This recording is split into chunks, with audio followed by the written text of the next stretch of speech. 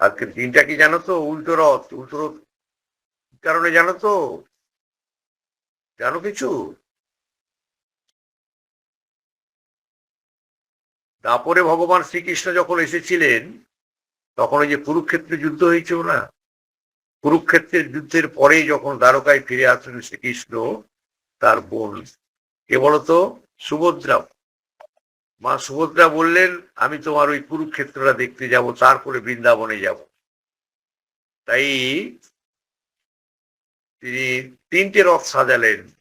একটা রথে তিনি, একটা রথে বলরাম, একটা রথে সুভদ্রা। এই তিনটে রথে চড়ে কুরুক্ষেত্র হয়ে তিনি বৃন্দাবনে গেছিলেন, সেখান থেকে ফিরছেন আজকে।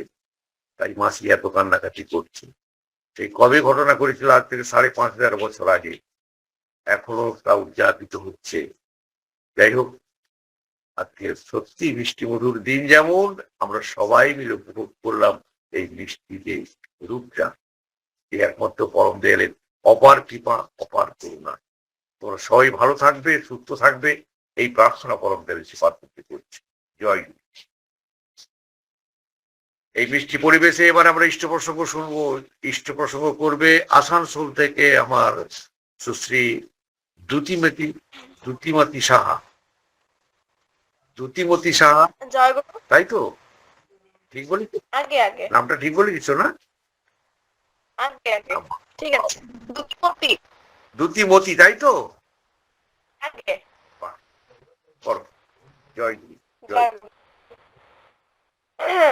সর্বপ্রথম পরম পিতা পরম দয়ালের রাঙাতুল চরণে আমি আমার শতকোটি জানিয়ে কিছু বলার চেষ্টা করছি।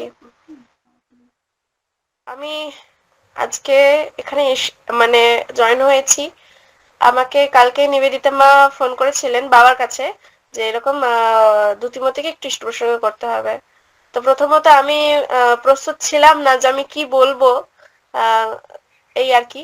তো তারপর আমি বললাম যে না ঠিক আছে, নামটা দিয়ে দিন, আমি চেষ্টা করব কিছু বলার। ঠাকুরের কথা চট করে বলতে পারি না আমি।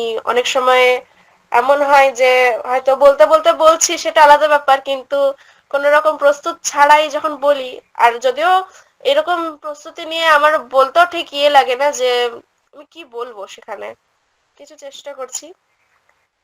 তো আমার নিজের নিজের ব্যক্তিগত জীবন থেকেই শুরু করি। যেটা হচ্ছে কিনা, আমি একটা স্বস্ত্যয়নী এবং দীক্ষিত পরিবারে জন্মগ্রহণ করি। ছোটবেলা থেকেই, জন্মার পর থেকেই ঠাকুরকে নিয়ে চলছি। মানে আমার বাবা মা সেইভাবেই আমাকে চালনা করেছেন, ঠাকুরের পথেই আমি চলছি তখন থেকে। আর ছোটবেলায় যেহেতু আমরা দেখেছি যে বাবা মা কিভাবে ঠাকুরকে, মানে ঠাকুরকে ভালোবাসছেন, ঠাকুরকে ভালোবাসতে শেখাচ্ছেন, সেইভাবে আমরাও সেই, মানে কি বলবো, ঘরের একটা পরিবেশ থাকে না যে এমন চলছে। তো সেই দেখে দেখে আমরাও আস্তে আস্তে সেটাকে আয়ত্ত করতে শিখলাম। আমরাও আস্তে আস্তে ঠাকুরকে চিনতে শিখলাম, বড় মাকে চিনতে শিখলাম, বড়দাকে চিনতে শিখলাম। আমরা 3 বোন। তো আস্তে আস্তে আমাদেরকেও বাবা শেখালেন। যখন আমরা একটু বড় হয়েছি, মোটামুটি 4.5 বছর বয়স হয়েছে, তখন বাবা, আগে তো বাবা নিজেই ইষ্টভৃতি করে দিতেন আমাদেরটা। তারপর যখন একটু বড় হলাম, একটু বুঝতে শিখলাম, তখন বাবা আমাদেরকে হাতে হাতে, যখন ভোরবেলায় উঠতে তখন খুব কষ্ট হতো, মানে প্রার্থনায় আমাদের বাড়িতে ডেলি প্রার্থনা করা হয়, সকালবেলায় সন্ধ্যাবেলায় দুটোই। তো ছোট ছিলাম তো, খুব মানে উঠতে অসুবিধা লাগতো, খুব বিরক্তি লাগতো, দূর বাবা ওঠাচ্ছে, কেমন লাগছে। তো আস্তে আস্তে উঠতাম, বাবা কোলে বসাতেন, তখন খুব ছোট, আমার তখনকার কথা মনেও পড়ে না খুব একটা বেশি, খুবই ছোট। তখন আমি, বাবা আস্তে আস্তে আমাকে কোলে করে নিয়ে আসছেন, ঠাকুর ঘরে বসিয়ে পড়ে আমাকে বলছে হাতটা এইভাবে করো, এইভাবে পয়সাটা রাখো, নিয়ে ঠাকুরকে নিবেদন করো, ইষ্টভৃতি করো। সেদিনকে আমাকে বাবা প্রথম ইষ্টভৃতির মন্ত্র শিখিয়েছিলেন, এবং তার পরের দিন থেকে বাবা 2-3 দিন এইভাবে প্র্যাকটিস করানোর পরে আমি ডেলি, বাবা আমাকে উঠাতেন, ডেলি টেনে টেনে নিয়ে আসতেন, আমি ইষ্টভৃতি করতাম। এইভাবেই আমার প্রাথমিক যে মানে শিক্ষাটা, সেইভাবেই বাবা শিখিয়ে এসছেন। এখন বর্তমানে আমি করছি, এইভাবেই চলছে। তারপর ছোটবেলা থেকে আমি যেহেতু বলেছি যে আমি একটা দীক্ষিত তো বটেই, তার সাথে সস্তৈনী ফ্যামিলিতে জন্মগ্রহণ করেছি, সেই কারণে ছোটবেলা থেকেই ইনবর্ন আমি ভেজিটেরিয়ান। আমি এখনো পর্যন্ত কোনো মাছ মাংস পেঁয়াজ এসব কিছু খাই না, আর এখনো খাচ্ছি না। আর মানে ফিউচার মানে ভবিষ্যতে যাতে আমাকে এটা না খেতে হয়, আমি এটাকে বর্জন করে চলতে পারি। তো এইভাবে এইভাবে আমি চলছি ছোটবেলা থেকেই। ঠাকুর বাড়ি যাওয়া, আচার্যদেব অবিন দাদার সান্নিধ্য গ্রহণ করা, তারপরে সৎসঙ্গে যাওয়া, মাতৃ সম্মেলনে যাওয়া, এইভাবে এইভাবে করে আমাদের পরিবেশ, আমরা ছোট্টবেলা থেকেই ঠাকুরকে ধরে চলছি। আর তার সাথে সাথেই আমি এই যে ঠাকুরকে ধরেছি ছোটবেলা থেকে, তো আজকে গিয়ে মনে হয় যেন সত্যি আমার বাবা মা কি আমাকে ধরিয়ে দিলেন, যে আজকে আমরা একসাথে একত্রিত হতে পারছি, এত মানুষ দেখছি, এত ইউথকে দেখছি। তখন তো সেই রকম ব্যবস্থাটা ছিল না। আজকে পূজ্যপাদ অবিন দাদা এসে যেটা করলেন ইউথদেরকে নিয়ে, আমাদেরকে উজ্জ্ব করে তুলতে চাইছেন সমস্ত বিষয়ে। তো এই একটা ব্যাপার আমার এত ভালো লাগে। তো তার সাথে সাথেই আমি খুবই মানে মুগ্ধ যে এই ব্যাপারটা দেখে। তার সাথে এবার ছোটবেলায় সৎসঙ্গে যখন যেতাম, তো সেখানে তো সবাইকে দেখতাম, বড়রা গুরুজনরা আলোচনা করছেন, ইষ্ট প্রসঙ্গ করছেন, গান করছেন, খুব ভালোই লাগতো। তবে সত্যি কথা বলতে গেলে তখন বুঝতাম না ইষ্ট প্রসঙ্গের ব্যাপারটা, মানে সেই বৈশিষ্ট্যমূলক কথাবার্তাগুলি যেগুলি ছিল তারা বলতেন, আর সবটাই মাথার উপর দিয়ে যেত, ঠিক বুঝতে পারতাম না। তো সেজন্য আমার না একটু বোরিং লাগতো, কি বলছে মা, বাবা কি বলছে বুঝতে পারছি না, ঠিক আমার করতে পারছি না, আয়ত্ত করতে পারছি না। তো সেই ব্যাপারটা থেকে নিয়ে আজকে প্রত্যেকটা আমাদের আসানসোলে যে গ্র্যান্ড সৎসঙ্গ গুলো হয়ে থাকে, সেখানে এখনকার ইউথরাই আসে, ইউথরাই সেখানে যোগদান করে এবং ইউথরা মিলেই সেটাতে অংশগ্রহণ করে। তখন সেই তারা দাঁড়িয়ে যে কথাগুলি বলে তাদের নিজেদের বাস্তব জীবনের কথা, তো সেটা শুনতে একটা মানে আলাদাই একটা বোধ সৃষ্টি হয় নিজের মধ্যে, যে না, ও 2 মাস দীক্ষা নিয়ে পরে এরকম হয়েছে, ও 3 মাস দীক্ষা নিয়ে পরে এরকম হয়েছে, আর আমি তো কবে থেকে দীক্ষা নিয়েছি, তাহলে আমি তাদের মতো সেই ভাবধারা আমি কেন আসতে পারবো না? হয়তো এখন আমার মধ্যে কিছু ভুল ত্রুটি এমনও আছে যেটা আমি হয়তো আহ মানে কভার করে উঠতে পারিনি, ঠাকুরকে ধরে চলছি তো ঠিকই। আচ্ছা, তো এই প্রসঙ্গে আমি কিছু কথা বলি যে ঠাকুরের 5টি নীতি, ঠাকুর আমাদেরকে যে একটা ছাতার মতো দিয়ে গেছেন রক্ষা কবচ হিসেবে 5টি নীতি, যেটা আহ প্রত্যেক কি বলবো মানে প্রত্যেক দীক্ষিত যারা আছেন, যারা ঠাকুরকে ধরে চলছেন, তাদের এটা অবশ্য পালনীয়। তার মধ্যে থেকে যজন এবং যাজন, প্রথমত আমি বলি যজন, যাজন, ইষ্টভৃতি, সস্তৈনী, সদাচার। আপনারা কম বেশি সবাই এটাকে নিয়ে খুবই অবগত।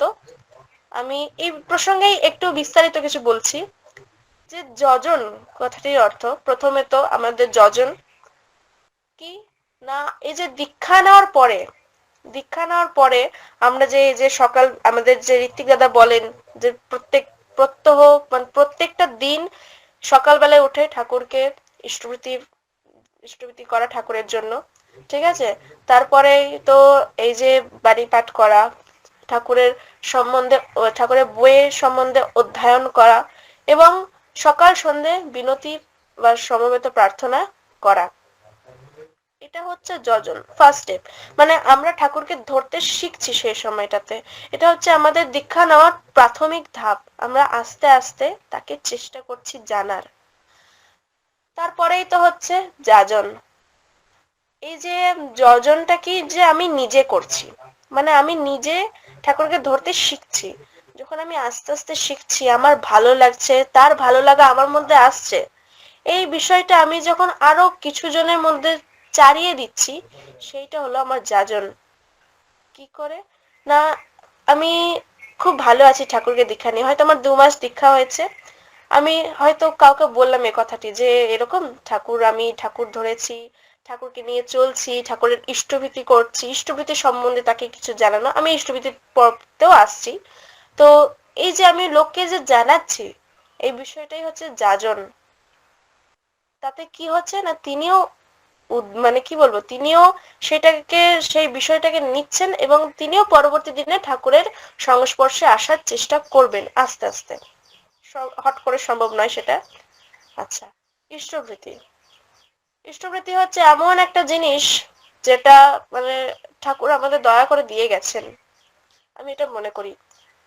ইষ্টভৃতিকে তুলনা করা হয় সেই ইন্দ্রজিৎ মানে রক্ষকুল বংশের যে আহ, রক্ষকুল বংশ, যে ইন্দ্রজিৎ অর্থাৎ রাবণের পুত্র, সেই ইন্দ্রজিৎ যখন যুদ্ধে নামতেন, তো তার আগে সে নিকুম্ভিলা যজ্ঞ করতেন যাতে কোনো যোদ্ধা তাকে হারাতে না পারে। এই বিষয়টা তার মধ্যে ছিল। তিনি প্রত্যেকটা যুদ্ধে যাওয়ার আগে নিকুম্ভিলা যজ্ঞে বসতেন, তারপরে যুদ্ধে যেতেন। সেই জন্যই তিনি তখনো পর্যন্ত কোনো যুদ্ধ মানে যুদ্ধেতে হারেনি, সমস্তটাই বিজয় লাভ করেছিলেন। তো বর্তমানে পরম প্রেমময় শ্রী শ্রী ঠাকুর আমাদের দিয়ে গেলেন ইষ্টভৃতি। কেন তুলনা করা হচ্ছে না, ইষ্টভৃতিকে নিকুম্ভিলা যজ্ঞের সাথে তুলনা করার একটা মানেই হচ্ছে যে আমরা, আচ্ছা প্রথমে তো বলে আমি ইষ্টভৃতির মানেটা কি। না, অনেকে বলে থাকে ইষ্টভৃতির মানে হচ্ছে ইষ্টের ভরণ পোষণ। তো আমার এটা আমি এটা মেনে থাকি যে ইষ্ট মানে আমরা মেনে থাকি পরম প্রেমময় শ্রী ঠাকুর অনুকূল চন্দ্রকে। তাহলে যদি ঠাকুরকে আমরা বলে থাকি যে সর্বজগতে তিনি মালিক, তাহলে আমার কি এতটা ক্ষমতা আছে যে আমি তার ভরণ পোষণ করব? এটা আমি মেনে থাকি। এবার কে কি বলে আমি সেটা জানি না। আমি শুনেছিলাম এটা, যে ছোটবেলায় যখন সৎসঙ্গে যেতাম এরকম বলতেন অনেকে যে ইষ্টের ভরণ পোষণকে ইষ্টভৃতি বলে থাকে।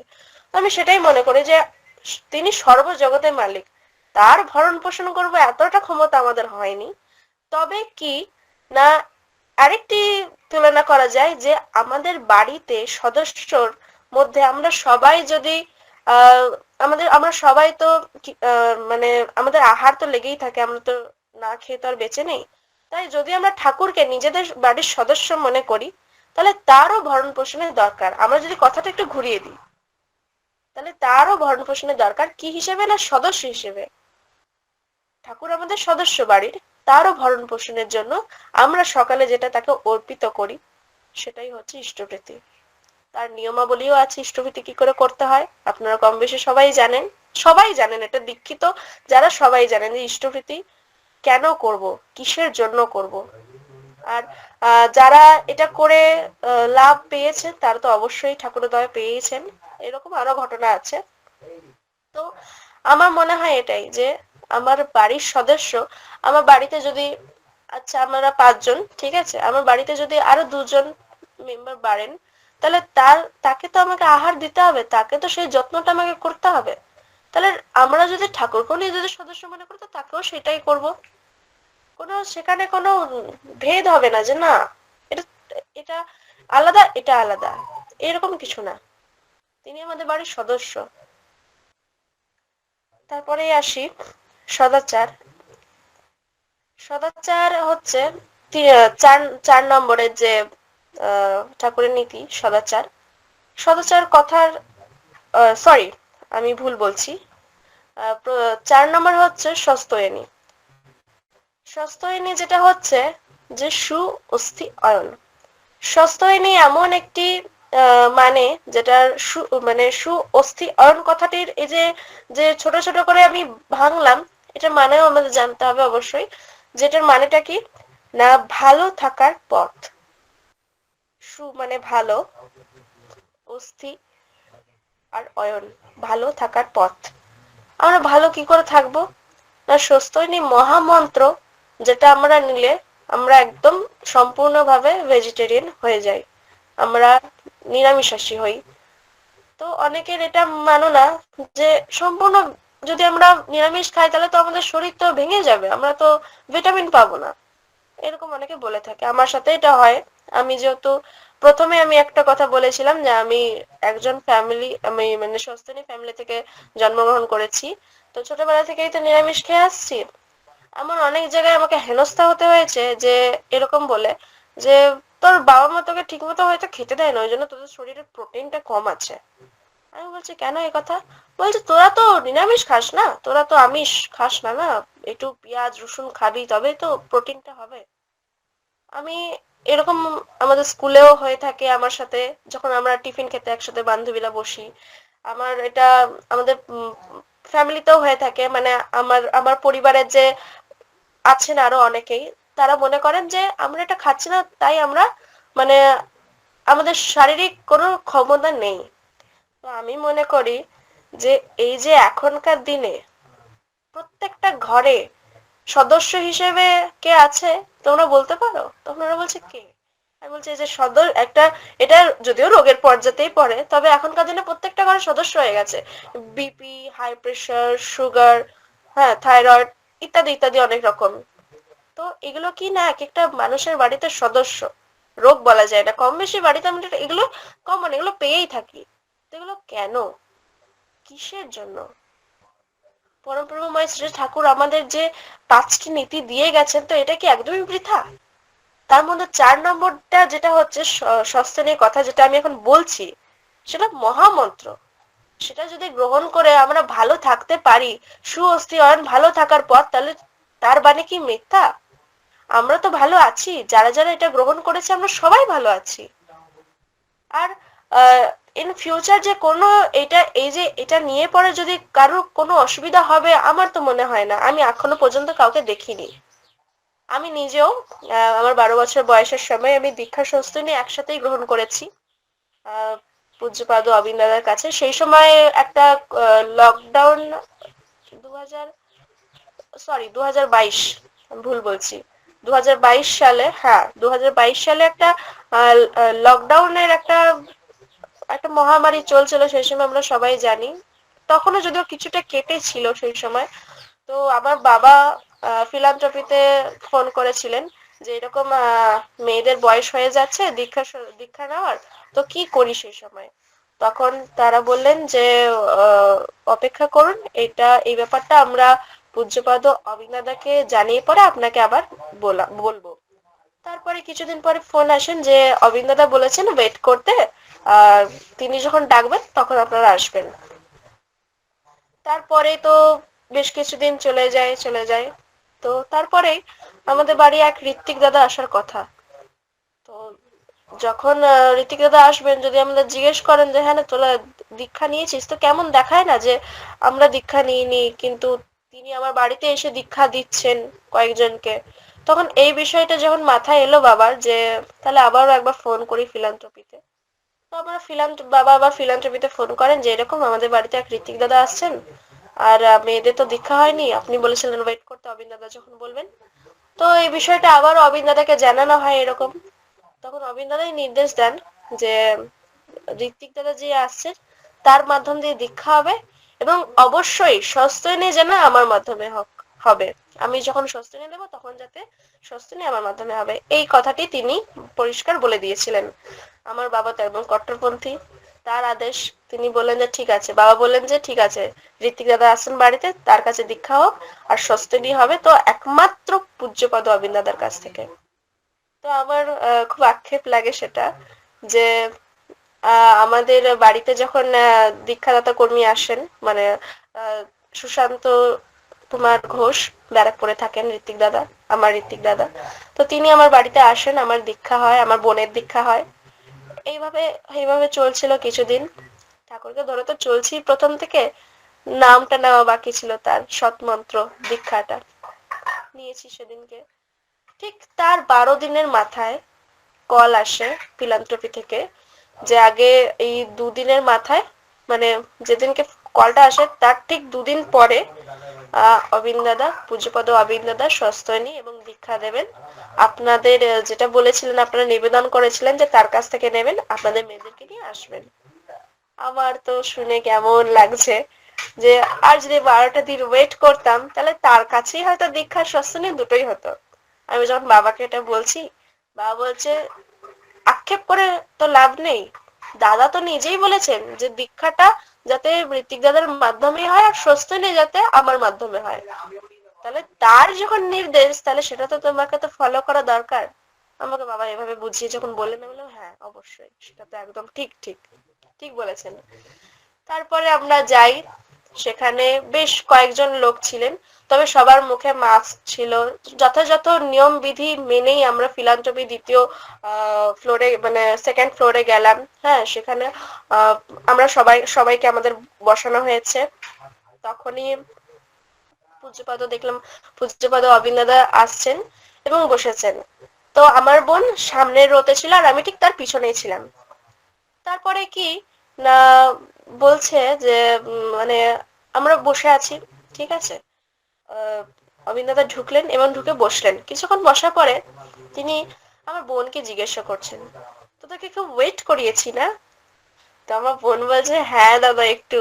আমার বোন বলছে, দাদা যদি 12 দিন আর ওয়েট করতাম তাহলে আপনার কাছেই দীক্ষা সস্তেনি হয়ে যেত। বলছে, কেন, আমি কি বলে দিইনি যে দীক্ষাটা ওনার কাছ থেকে নিতে, তারপর সস্তেনি আমার কাছে নিতে? তখন বলছে, তখন বোন বলছে, হ্যাঁ হ্যাঁ দাদা, হ্যাঁ ঠিক ঠিক। তখন আমাকে আবার ওকে জিজ্ঞেস করছে যে দিদি আসেনি? তখন আমাকে পিছন দিকে হাত দেখিয়ে বলছে যে হ্যাঁ, এই যে দিদি এসছে, পিছনেই বসে আছে। তখন আমি জয়গুরু দিলাম দাদাকে, বল জয়গুরু। তখন তিনিও জয়গুরু দিলেন আমাকে। তারপরে আমরা আমাদের স্বস্তিনী হলো সেখানেই। স্বস্তিনী গ্রহণের পর আমরা বেরিয়ে এলাম। তো এইভাবেই আমি ঠাকুরকে ধরেছি আস্তে আস্তে। বাবা মা যেভাবে আমাকে চালনা করেছেন, তো মূল বক্তব্য ছিল আমার স্বস্তিনীর কথাটা, যেখানে আমি বলছিলাম যে ছোটবেলা থেকে নিরামিষ খাচ্ছি। তারপরে 12 বছরে যখন দীক্ষার স্বস্তিনী হলো, তারপর থেকে আরো ভালো আছি, খুব ভালো আছি। স্বস্তিনী মূল মন্ত্রটা যে ডেলি আমি সকালে যে জব করছি, তো এটার মাধ্যম দিয়ে কি হচ্ছে না, আমার শরীরে কোনো রোগ জীবাণু মানে আসতে পারছে না। ছোটবেলা থেকেই না কোনোদিন আমরা না কোনোদিন মানে কোনো জ্বর জ্বালাতে আমাদের না ভুগতে হয়নি, বা কোনো রোগ নেই, খুব সুস্থ। মানে আমাদের লোক দেখলে বলে, তোরা কোনোদিন ডাক্তারখানায় যাসনি? মানে এমন কি হয়নি যে কোনোদিন কোনো শরীর খারাপ বা খুব মারাত্মক কিছু? আমি বললাম না, ঠাকুরের দয়ায় আজ পর্যন্ত এমন কোনোদিন ঘটেনি। ভালো আছি, সুস্থ আছি ঠাকুরের দয়ায়। এই কথা যখন বলি, বলছি না ঠিক, মানে ওরা না কোনো মতে মানতে চায় না এই বিষয়টাকে। ওরা তাও সেই ঘুরিয়ে ফিরিয়ে একটা কথাই, না নিরামিষ খাওয়াটা ঠিক নয়, আমিষ খেলে প্রোটিন হয়, এমনটা সবারই মাথায় মাথায় ঢুকে আছে। কিন্তু আমি তো মনে করি পরম দয়াল আমার সাথে আছেন। এমনটাও মান্য করা হয় যে মানে দীক্ষা নিলে আমি ঠাকুরকে ধরি, আর স্বস্তিনী নিলে ঠাকুর আমাকে ধরেন। তো আমি এটা এক জায়গায় শুনেছিলাম। তার সেদিন থেকে না আমার খুব ইচ্ছা যে না, আমি দীক্ষা নিই। মানে আমি বাবাকে বলতাম, বাবা, অনেক বয়স হয়নি তখন, মানে খুব জোর 10 বছর এরম বয়স। আমি বাবাকে বলতাম, বাবা খুব তাড়াতাড়ি আমার দীক্ষাটা দাও, আর সেদিনকেই আমি স্বস্তিনী নেবো। মানে একদিনই ঠাকুরকে ধরবো, ঠাকুর আমাকে ধরবেন। এইরকম ছোটবেলা থেকে কনসেপ্ট থাকতো। বাবাকে বলতাম, বাবা যে হ্যাঁ হ্যাঁ অবশ্যই দীক্ষা স্বস্তিনী একসাথেই হবে। তো আমার সেটাই একটা আক্ষেপ যে হয়নি একসাথে। কিন্তু তারপরেও যে আহ অবিন্দাদের আশীর্বাদ আমি প্রতিনিয়ত পাচ্ছি, এই আমার কাছে বিশাল একটা ব্যাপার। তারপরে আমি আসি সদাচার। আমাদের টা শেষ করে আমি আসি সদাচারে। তো সদাচার কথার অর্থ তো আমরা বুঝতেই পারছি, সদ আচার। কি করে না, সদাচারটা আমরা কিভাবে পালন করবো না, শারীরিক, মানসিক এবং আধ্যাত্মিক, এটা তিনটে একটা ভাগ হচ্ছে।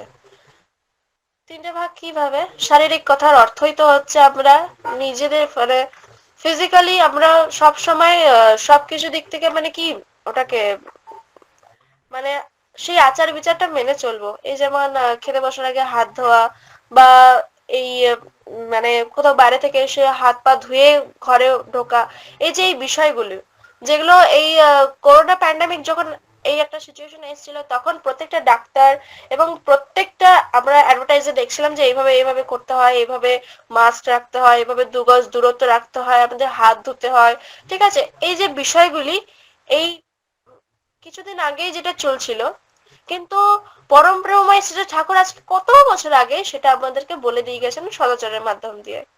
এই বিষয়টা নিয়ে আরো অনেক কিছুই আছে, আমি এটুকুই বললাম যে শারীরিক পরিষ্কার পরিচ্ছন্নতা। আচ্ছা, এরপরে আসি মানসিক।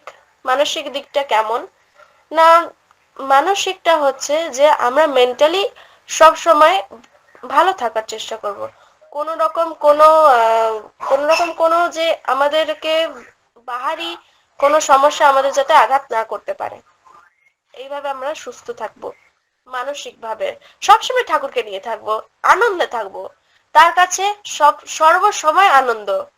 তাকে নিয়ে থাকলে আমাদের আর কোনো বাইরে চিন্তা আমাদেরকে কোনোদিন মানে সেই এফোর্টটা দিতেই পারবে না আমাদের কাছে, তাকে নিয়ে থাকলে।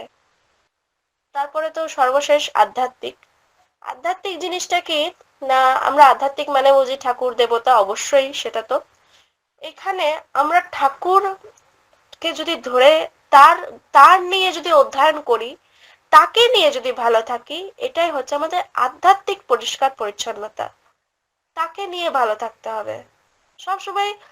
তাকে এমন ভাবে ভালোবাসতে হবে যে আমাদের বাবা মাকে আমরা যেমন ভালোবাসি তার থেকেও ঊর্ধ্বে। কারণ আমাকে একজন না বলেছিলেন, আমাকে এক ঋত্বিক দাদা এমন জিজ্ঞেস করেছিলেন একবার যে তুই সব থেকে ভালো কাকে বাসিস। তিনি আমার মুখ থেকে শুনতে চেয়েছিলেন ঠাকুর, কিন্তু তখন খুব ছোট, আমি বলতে পারিনি সেই ব্যাপারটা ঠিক মতো। আমি বলেছিলাম আমি না মা আর বাবাকে খুব ভালোবাসি। তখন তিনি আমাকে বলছেন একটা ছোট্ট উদাহরণ দিয়ে যে ধর মনে কর আজকে তোর মা বাবার কিছু একটা অসুস্থ হয়েছে, বা তোর বাবার খুব অসুস্থ, তার খুব ক্রিটিক্যাল কন্ডিশন। সেই সময়ে সর্বপ্রথম তুই কাকে মনে করবি? আর আমি তখন বলছি সেই সময় তাহলে আমি আমার ঠাকুরকে মনে করব। উনি বলছেন বারে, তখন ঠাকুরকে মনে পড়বে আর এমনি সময় মনে পড়বে না?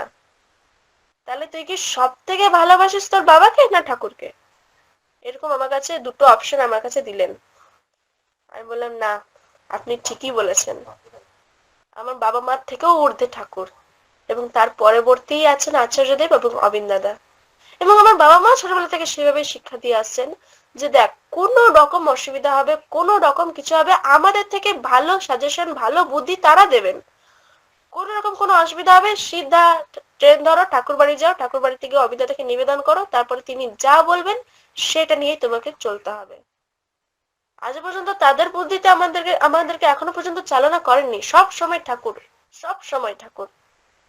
সেই ভাবে যে আমরা, সেই ভাবধারায় যে আমরা চলছি, এটাই আমাদের কাছে বিশাল পাওনা। তারপরে আমি এই যে ডিপি ওয়ার্কস এর কথা কিছু বলে আমি শেষ করছি। তো বর্তমানে মানে আজকে তো যদিও নয়, সেটা আজকে বিগত 2-3 বছর থেকেই ডিপি ওয়ার্কসটা চলছে। লকডাউনের পরপরই এটা লঞ্চ হয় ডিপি ওয়ার্কস। আমরা জানি যেটাকে দীক্ষাপত্র সমীক্ষা বলে। ডিপি ওয়ার্কস মানেই তো সর্বপ্রথম তো হচ্ছে যে হ্যাঁ, যে মানুষগুলি হারিয়ে গেছে তাদেরকে আবারও তার যোগসূত্রে যোগ করা, তার সাথে যোগ করা, যে আমরা যে ভালো আছি, আমরা ভালোতে বাস করছি, ঠাকুরকে নিয়ে আনন্দে আছি, এই বিষয়টা যাতে আমরা আরো কয়েকজনকে চালিয়ে দিতে পারি তার সান্নিধ্যে তাদেরকে এনে। এভাবে অনেকে ঠাকুরের কাছে এসছেন, ঠাকুরের সান্নিধ্যে এসছেন, এমন নয় যে আসেননি, কিন্তু কিছু কিছু মানুষ এখনো বাকি আছে এমন যে তারা আসতে পারছে না। তো আমি ডিপ্রাক্স করতে গিয়ে আমার সাথে ঘটে যাওয়া একটি ঘটনা বলি। তো এমন হয়েছিল যে 2022 সালে একবার পরম প্রেমময় শ্রী শ্রী অবিন দাদা দয়া করে আসানসোল শ্রী মন্দিরে এসেছিলেন। তো তখন না আমাদের ইউথ সংগঠনটা তখনও মানে গড়ে ওঠেনি। তখন গতানুগতিক ভাবে সবাই যারা গুরুজনরা যায় তাদেরকে মানে তারাই গিয়েছিলেন আর কি। তো অবিন দাদার সেই জিনিসটা দেখে না খুব আক্ষেপ লেগেছিলেন একটা, যে এখানে একটা ইউথ সংগঠন গড়ে ওঠা খুবই দরকার এবং কুইকলি। তো তিনি কিছু বক্তব্য রাখেন এবং বক্তব্যের মধ্যে ডিপিওক্সটাই তিনি উজ্জ্বল করে ধরেন। আর তার সাথে মায়েদের উদ্দেশ্যে বলেন যে এই যে আপনারা যারা মায়েরা আছেন, তারা না মানে প্রত্যেকটা দিন নিজের ঘরে সন্ধ্যাবেলা চাটা খাবেন না, দয়া করে লোকের বাড়িতে যাবেন বা আপনার পাশের বাড়িতে যাবেন, তার খোঁজ খবর নেবেন, তার বাড়িতে সন্ধ্যার চাটা খাবেন। এইভাবে বলে দিয়েছেন যে তার বাড়িতে সন্ধ্যার চাটা খাবেন। সন্ধ্যার চা খাওয়া মানে কি আড্ডা গল্প করা, এবং এই যে গল্পের আদান প্রদান, একটা বন্ধুত্বর মধ্যে দিয়ে ঠাকুর তার বাড়িতে প্রবেশ করবে। তিনি এইভাবে বললেন আমাদেরকে। যদিও এটা মায়েদের উদ্দেশ্যে, আমরাও এটা করতে পারি। আমাদের যারা বন্ধু আছে, বান্ধবী আছে, তাদেরকেও আমরা এইভাবে ঠাকুরের কাছে আনতে পারি। কি না, প্রথমত বন্ধুত্ব দিয়ে, প্রথমত তাদেরকে আমরা সেই আমরা যদি তারা সে যদি আমার কথা শুনতে পারে, তাহলে আমার মাধ্যম দিয়ে ঠাকুরকে সেই বাড়িতে আমি ঢোকাতে পারি। তাহলে কি, প্রথমে তো আমার আমার কথা যাতে সে শোনে সেই যোগ্য তাকে করে তুলতে হবে। যেটা বলার, যে একটা ঘটনা আমার সাথে ঘটে যায়, আমি একটু বলি। তো কি হয়েছিল, তো আজ থেকে হয়তো 3 বছর আগে, ক্লাস 7-এ পড়ি তখন। তো হঠাৎ আমি এরকম আমাদের সেদিনকে আমার স্কুলে একটা প্রজেক্ট জমা করার ব্যাপার ছিল, কম্পিউটার ল্যাব ছিল সেদিনকে, আমার পরীক্ষা ছিল। তো সেদিনকে খুব বৃষ্টি পড়ছে, এরকমই মানে এরকমই শ্রাবণ মাস, খুব বৃষ্টি পড়ছে। সেদিনকে না যাওয়া হয়নি স্কুল। তো স্কুলে একটা আমি অ্যাপ্লিকেশন করে দেবো, ভাবলাম যে আমি নেক্সট ডে এক্সামটা দিয়ে দেবো। তো সেই জন্য আমি সেদিনকে ঘরে রয়ে গেলাম। মানে সেই সময় যেহেতু শ্রাবণ মাস, আহ বড় মার আবির্ভাব, জন্ম মাস বলে সেই মাসটাতে মায়েরা মিলে সবাই শ্রাবণ মাস উপলক্ষে মাতৃ সম্মেলন করেন। তো সেই দিনকে মাতৃ সম্মেলন ছিল, যেহেতু স্কুল ছিল না। তো মা জিজ্ঞেস করলেন যে যাবি আজকে মাতৃ সম্মেলনে, তুই তো যাস না, বা তোরা তো কেউই যেতে পারিস না, স্কুল থাকে, টিউশন থাকে। আমি বললাম হ্যাঁ হ্যাঁ, আজকে চলো, আজকে নেই, চলো আজকে যাই। তো সেদিনকে আমরা গেছি। ওখান থেকে ফিরে আসার সময় সন্ধে তখন মোটামুটি 6:30 মতো বাজে। 6:30 বেজে আমি যখন রাস্তা দিয়ে হেঁটে হেঁটে আসছি, মা বলছেন যে ডিপি ওয়ার্কস করা হয়নি অনেকদিন, তাহলে এখানে কয়েকটা বাড়ি আছে, ডিপি ওয়ার্কস করে তারপর ঘর যাবো, ঘরে তো সেরকম কোনো কাজ নেই, আর আজকে তো টিউশনও নেই। তখন আমি বললাম হ্যাঁ হ্যাঁ, চলো চলো যাই। তো আমরা এই করে একটা বাড়িতে গেলাম, সেখানে সন্ধ্যার চাটা খেলাম। তারপরে দ্বিতীয় বাড়িতে, তৃতীয় বাড়িতে, তৃতীয় বাড়িতে যখন লাস্ট আমরা করি, তো সেখানে করে যখন বেরাই মোটামুটি 8:30 থেকে ওই 9:15 এরম কিছু বাজে, আমি বেরোচ্ছি সেই রাস্তা, আমি তাদের বাড়ি থেকে। তো আমি বেরিয়ে পরে যখন আসছি, আমি কোনো কারণে দৌড়াচ্ছিলাম। মা বলছে দাঁড়া দাঁড়া, আসতে যাব। দৌড়াতে গিয়ে কি হয়েছে না, একটা ওই আমি প্লাজো পরেছিলাম, তো ওই প্যান্টের পায়ে লেগে আমি খুব জোরে পড়ে যাই, এবং সামনে একটা বড় মতো বাম্প থাকে, সেটাতে গিয়ে আমার মাথার এই পোর্শনটা খুব জোরে এসে আঘাত খায়। মানে সেই সময় আমি মুখ থুবড়ে গিয়ে ওই বাম্পটা এসে লাগে। লাগার সাথে সাথে আমার মানে এই ডান দিকে 3টে দাঁত একদম রাস্তায় খুলে বেরিয়ে যায়, একদম গোড়া থেকে খুলে বেরিয়ে যায়। এবং কান দিয়ে একটু রক্ত পড়ে, মুখ থেকে তো খুব বাজে অবস্থা ছিল, মুখ থেকে একটু জাস্ট ব্লিডিং হয়েছিল। তো একদম পড়ে যাই সেখানে, খুব বীভৎস এক ভয়ানক সেই দিনটা, আমি এখন মনে করি না, খুব অসুবিধা হয়। তো আমি পড়ে যাই। তো পড়ে যাওয়ার সাথে আমার না একটু সেন্সলেস আমি হয়ে গেছিলাম, খুব জোরে আমার মাথায় একটু আঘাত লেগেছিল, বাম্পে লেগে পড়ে। তো সাথে সাথে আমাকে মা ছিলেন সাথে, তো বাবাকে ফোন করা হয়, সাথে সাথে আমাকে হসপিটালে নিয়ে যাওয়া হয়, এমার্জেন্সিতে আমার ট্রিটমেন্ট করা হয়। ট্রিটমেন্ট করার পরে আমি ঘরে আসি। তো ঘরে আসার পরে যখন এই বিষয়টা আমাদের আশেপাশে বা মানে যারা গুরু ভাইরা আছেন, তারা আমাকে দেখতে আসেন যে এরকম কি করে হয়ে গেল। আমি না, মা তখন আমার কানে কানে বলছে, শোন, সবই ঠাকুরের দয়া, সবই ঠাকুরের দয়া। আমি মাকে বলছি, মা এই দেখো না, আমি গেছিলাম ডিপি ওয়ার্কস করতে, তো কি করে আমার সাথে এটা হয়ে গেল? আমি তো ভালো কাজের জন্যই গেছিলাম। আমার না খুব সেদিন রাগ হচ্ছিল মনে মনে, যে আমি গেছিলাম ডিপি ওয়ার্কস করতে, আমার সাথে এটা কেন হয়ে গেল। তখন বাবা আমাকে বললেন যে এই যে তুই ডিপি ওয়ার্কস করতে গেলি, তাহলে বুঝতে পারছিস কি হয়েছে? আমি বললাম, হ্যাঁ ভালো মতো বুঝতে পারছি, আমার দাঁত ভেঙে গেল। বলছে না, আরো অনেক কিছুই হতে পারতো। বাবা এভাবে বললেন যে তার কিছুদিন আগেই আমার বাবা আমাকে আমার হাতটা একজনকে দেখান, যে এরকম আমার মেয়ের হাত থেকে বলুন। তখন তিনি না সাবধান করে দিয়েছিলেন যে গত 5-6 দিনের মধ্যে আপনার মেয়ের না একটা বড় ফাড়া আছে। তখন বাবা তো হাউমাউ করে কাঁদছে যে হঠাৎ এমন কি করে হতে পারে, এই কি রকম ফাড়া এটা। তো তারপরেই তো ঠাকুরের কাছে প্রার্থনা করা হয় যাতে এই ফাড়া থেকে আমাকে বের করা হয় বা আমি কাটাই উঠতে পারি। তো বাবা না সেদিনকে যখন আমার সাথে এই ঘটনাটা ঘটে গেল, তখন বাবা না এই কথাটি মনে পড়ছে বাবার, যে সবটাই ঠাকুরের দয়া। তোর আজকে কিছু বিপদ না হয়ে সামান্য পড়ে পড়ে 3টে দাঁত বেরিয়ে এসছে, ঠিক আছে মানা গেল, সেটা ঠিক করা যাবে। কিন্তু আজকে যদি তোর এই যে স্কুল যাওয়ার ছিল, তুই যদি রাস্তায় যেতে যেতে কোনো একটা অ্যাক্সিডেন্ট হতো বা কিছু হতে পারতো, আমি যদি রাস্তায় আমি সাইকেল নিয়ে যাই, যদি পড়ে গিয়ে আজকে যদি কোনো লরি আমার উপর দিয়ে চেপে চলে যেতে পারতো, হতেই পারতো। ফাড়া মানে তো বড় কিছুকেই বোঝায়, হতেই পারতো কিছু একটা। কিন্তু না, ডিপি ওয়ার্কস করতে করতে আমি যখন লাস্ট সেই বাড়িটা থেকে বেরিয়ে আসি, কিছু না, কিচ্ছু হয়নি। আমি দৌড়াতে গিয়ে পরে আমার প্যান্টটা পায়ে লেগে আমি পড়ে গিয়ে দাঁতটা বেরিয়ে চলে এসছে, আমার 3টে দাঁত একসাথে বেরিয়ে চলে এসছে। তো এই যে একটা ঘটনা আমার সাথে ঘটে গেছে, আমার একটা বিরাট পাওনা। তারপর দিন থেকে না আমি বুঝতে পারলাম যে হ্যাঁ, ঠিক, অবিন দাদার দয়া ছিল। মানে আমি না প্রত্যক্ষ প্রমাণিত যে সেই সময় না আমার মানে অবিন দাদা আমার সাথে ছিলেন, তাই হয়তো কোনো বিশাল বড় ফাড়া না হয়ে একটা সামান্য ফাড়া দিই, তারপরে যদিও 2 মাস 3 মাস পরে আমি রিকভার হয়ে গেছিলাম সেই ঘটনা থেকে। তো এইভাবে আমি ঠাকুরের দয়া পাচ্ছি, আর আর প্রতিনিয়ত পাচ্ছি। আমি আমার বাবা মাকে মানে কি বলবো, মানে সবসময় আমি তাদেরকে বলে থাকি, তুমি খুব ভালো একটা জিনিস ধরিয়ে দিয়েছো আমাকে। মানে আমি যে বিপথে যাব এমনটা না কোনোদিন চিন্তাতেও আসে না, যে না, আমি সবসময় ভাবি যে বাবা এরকম একটা ইয়ে করেছি, তো না, অবিন দাদার কাছে জিজ্ঞেস কর, এরকম একটা ইয়ে করছি, অবিন দাদার কাছে জিজ্ঞেস কর, আমি আমার থেকে ভালো বুদ্ধি তিনি দিতে পারবেন। তো এই যে তার পায়ে ফেলে দেওয়া, তার চরণে সঁপে দেওয়া, কটা বাবা মা করতে পারে? পারে না, পারে না। তো আর বেশি দীর্ঘায়িত করবো না, আমি বলতে বলতে অনেকটাই বলে ফেলেছি, সময় হয়তো অনেকটাই হয়ে গেছে। তাই আপনারা কেউ না খারাপ কিছু মনে করবেন না, আমি যা বলেছি যদি হ্যাঁ, এইটুকু বলে জয় গুরু, জয় গুরু। জয় গুরু, জয় গুরু, জয় গুরু। তুমি ভাগ্যবতী নয় গো সোনা, তুমি সৌভাগ্যবতী।